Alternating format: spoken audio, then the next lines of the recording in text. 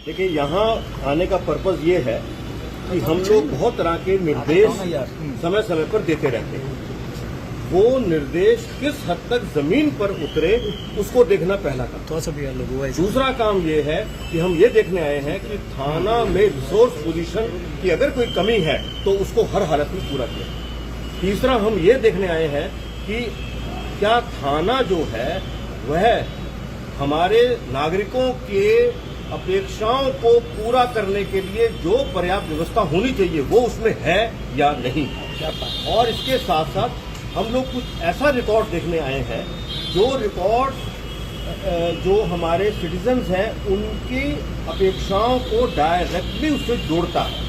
उन रिकॉर्ड्स की अद्यतन स्थिति हर हालत में रखनी चाहिए और वो अगर कमी रह जाती है तो उससे उसका नेगेटिव जो असर है वो हमारे नागरिकों पर पड़ता है और हमारी पुलिस की छवि पे पड़ता है। इन सब चीजों को देखने के लिए और इसमें सुधार लाने के लिए और अपने अधीनस्थों से बात करने के लिए, उन्हें कोई दुख तकलीफ है वो सुनने के लिए और किस तरह से चीजों को और अच्छा बनाया जाए, इन सब के मद्देनजर मैं यहाँ थाने पर आया हूँ। आपने क्या पाया सर? मैं यहाँ गांधी मैदान थाने पर भी आया हूँ और साथ में मैं ट्रैफिक थाने में भी गया। जो हमारा ट्रैफिक थाना है उसकी भी कुछ बुनियादी दिक्कतें हैं, उन दिक्कतों को भी दूर जो है वह किया जाए। क्या मुख्य कमियां देखने को मिली आपको? किसी जिले के थाने में जाएंगे और चेक करेंगे?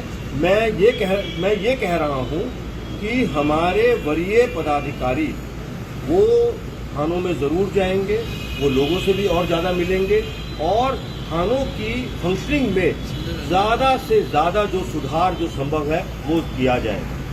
लोगों से मिलने का भी एक जरिया जो है वो थाने में बैठना है। और सबसे बड़ी बात यह है कि जो हमारे अधीनस्थ हैं, जो लोग सुबह से शाम तक रात दिन मेहनत करते हैं, हमारे सिपाही हैं, हमारे कनीय पदाधिकारी हैं, उनका जो वेलबींग है वो देखना बहुत ज्यादा जरूरी है ताकि वो मन से मजबूत रहें, तन से मजबूत रहें, तभी वो अच्छे से अच्छा काम कर पाए। बिहार में देखने आए थे, क्या आपने क्या पाया उन चीजों में?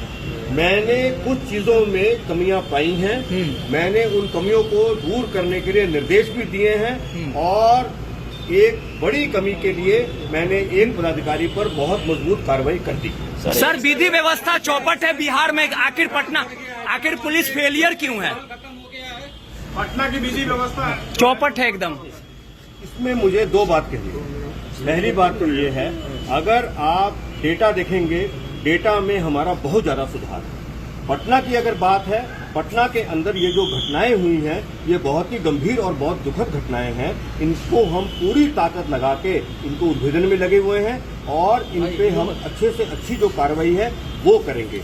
आइसोलेटेड इंसिडेंट्स पुलिस की जिंदगी में होते हैं, इसका मतलब हम ये नहीं इस पे कंक्लूड कर सकते हैं कि भाई सारी की सारी चीजें खराब हो गई हैं। मैं मानता हूँ गंभीर घटना है, दुखद घटना है, इस पे पूरी ताकत लगा के काम किया जाएगा और जो परसेप्शन है विधि व्यवस्था के प्रति, उस परसेप्शन को हर हालत में और ज्यादा सुधारा।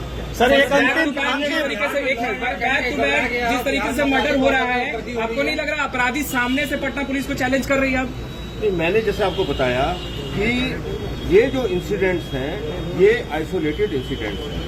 अगर डेटा आपको चाहिए, 2021 में हमारे हत्या के केस में 350 कांडों की कमी आई है। हमारे रेप के केस में कमी आई है, हमारे किडनैपिंग फॉर रैंसम के केस में कमी आई है, हमारे डकैती के केस में कमी आई है। हाँ, कुछ शीर्षों में जैसे चोरी में वृद्धि हुई है, हमारे रोड के लूट में जो है वो वृद्धि हुई है, लेकिन अधिकांश हमारे हेड्स में वो कमी आई है। मैं जो आपकी बात समझ पा रहा हूँ और जो मैं कहना चाह रहा हूँ वो इतनी बात है कि इस तरह के गंभीर घटनाओं से परसेप्शन जो होता है पुलिस के प्रति वो बहुत ही नेगेटिव बनता है।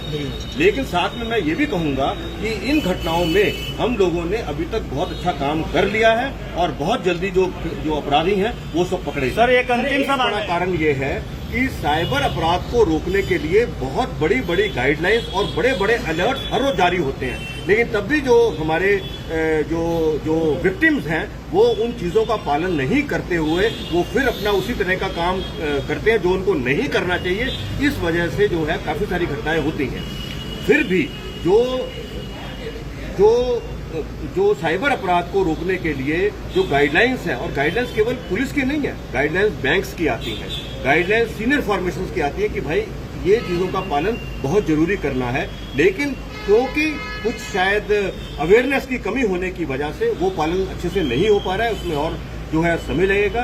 यही कारण है कि घटनाएं जो है वो थोड़ी बढ़ रही हैं, और उनपे जो हमारा जो मैकेनिज्म है उसको डिटेक्ट करने का वो मजबूत मैकेनिज्म है, और हमारे पास बहुत अच्छे टूल्स हैं डेटा को एनालाइज करने के लिए भी, और हम जो घटना हो जाती है उस घटना के बाद अच्छे से अच्छी कार्रवाई करने के लिए कटिबद्ध है और कर रहे हैं। सर, एक अंतिम सवाल सर, जिस तरह से आईबी के अलर्ट के बावजूद भी लगातार भागलपुर में बम ब्लास्ट हो रहे हैं सर, और बम मिल रहा है, इसको लेकर क्या कहेंगे, पुलिस मुख्यालय क्या कहेंगे? भागलपुर की जो घटना है और उसको जो आप शब्द इस्तेमाल कर रहे हैं बम ब्लास्ट, वो शायद थोड़ा सा फर्क है। वो जो घटना एक्चुअली हुई है, घटना जो हुई है वो इलीगल तरीके से जो पटाखे बनाए जा रहे थे उसमें एक्सप्लोजन होने की वजह से हुई है। बम ब्लास्ट से हमारा तात्पर्य इन जनरल ये होता है कि अगर कोई मान लीजिए बड़ा अपराधी, बड़ी उग्रवादी घटना, बड़ा कोई टेररिस्ट, बड़ा कोई माओवादी, उस तरह से अगर प्लांट करके कोई घटना होती है तो हम उसको बम ब्लास्ट की श्रेणी में रखते हैं। लेकिन हर चीज में कार्रवाई हमारी मजबूत चल रही है। लगातार पूरे में बम मिल रहा है, इससे क्या कहेंगे सर? क्या माना है कि गश्ती टीम नहीं कर रही है या वहाँ के कमी है सर कहीं ना कहीं? कूड़े से अगर बम मिल रहा है तो वो लोगों को थोड़ा ध्यान रखना चाहिए। कोई भी संदेहात्मक चीज अगर दिखती है तो सभी को बताना चाहिए कि उसके साथ छेड़छाड़ ना करें और पुलिस को खबर कर दें। ठीक है, वो चीजों का शायद नहीं वो इतना समझ पाते, इसलिए ये इस तरह की दुखद घटना कभी। Thank you.